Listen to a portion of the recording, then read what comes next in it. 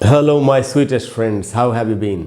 दोस्तों, बहुत ज़्यादा ठंड है क्योंकि ठंड का मौसम ही है और मैंने भी ये जैकेट पहनी हुई है क्योंकि मुझे भी बहुत ठंड लग रही है और मैं चाहता नहीं कि मुझे ठंड लगे। तो अगर हमको ये किसी को इंग्लिश में बताना हो कि मुझे बहुत ज़्यादा ठंड लग रही है तो हम कितने तरीक़ों से बता सकते हैं, आइए सीखते हैं। यही आज का टॉपिक है दोस्तों, फीलिंग कोल्ड। और ये कॉन्वर्सेशनल इंग्लिश का टॉपिक है। एक कॉन्वर्सेशनल इंग्लिश होती है जिसमें टॉपिक सीख के हम बड़ी आसानी से इंग्लिश बोल लेते हैं अलग अलग टॉपिक्स के ऊपर। तो दोस्तों, फीलिंग कोल्ड, अगर बहुत ज़्यादा ठंड लग रही हो तो उसको बताने के तरीके, पहला तरीका है, या तो हम बोल सकते हैं आई एम फ्रीजिंग। फ्रीज का मतलब होता है जम जाना, नहीं तो आई एम फ्रीजिंग का मतलब है मैं तो जमा जा रहा हूँ, यानी असल में मीनिंग है मुझे बहुत ठंड लग रही है। तो या तो हम ये बोल सकते हैं या हम बोल सकते हैं आई एम शिवरिंग। शिवर का मतलब होता है कांपना। तो कोई कह रहा है मैं ठंड से कांप रहा हूँ, मैं यानी कि मुझे बहुत ज़्यादा ठंड लग रही है।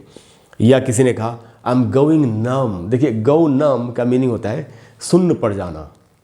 नम जो वर्ड है दोस्तों, इसमें एंड में जो बी है वो साइलेंट है तो उस बी को नहीं पढ़ेंगे। आई एम गोइंग नम यानी मेरा तो शरीर जो है वो सुन्न पड़ता जा रहा है ठंड के मारे, यानी असल में मीनिंग है कि मुझे बहुत ठंड लग रही है। उसके बाद है दोस्तों, किसी ने कहा I am chilled to the bone. कई बार बोलते हैं ना बहुत ठंड होती है तो अरे ठंड तो हड्डियों तक में घुसी जा रही है। तो उस तरीके से कि मुझे हड्डियों तक ठंड लग रही है, I am chilled to the bone यानी मुझे बहुत ठंड लग रही है। नहीं तो किसी ने ये भी बोला जा सकता है माई लिप्स आर ब्लू। होठ नीले पड़ जाते हैं कई बार बहुत ज़्यादा ठंड में, तो ये भी एक बताने का तरीका है कि मुझे बहुत ज़्यादा ठंड लग रही है। नहीं तो कहा जा सकता है माई टीथ आर चैटरिंग। दांत भी कई बार बजने लगते हैं ठंड में, बहुत ज़्यादा ठंड होती है तो।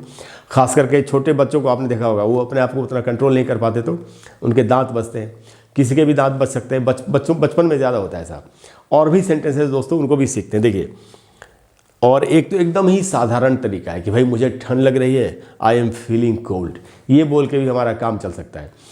और हम ऐसे बोल सकते हैं my fingers are as cold as ice. नहीं बोलते अरे उंगलियां तो ऐसी हो गई जैसे बर्फ़ की हो गई हो, यानी बहुत ठंड लग रही है।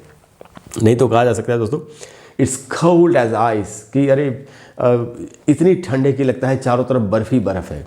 या इट्स निपी, कई बार होता है ना ठंड बिल्कुल काटती जैसी कि एकदम काट रही हो, तो मतलब वही है कि बहुत ज़्यादा ठंड है। नहीं तो हम बोल सकते हैं I am feeling quite chilly, कि मुझे तो बहुत ज़्यादा ठंड लग रही है। या नहीं तो माई नोज इज़ फ्रोज़न। अरे मेरी तो नाक जम गई है। नाक भी जम जाती है, कई बार उंगलियां जम जाती हैं।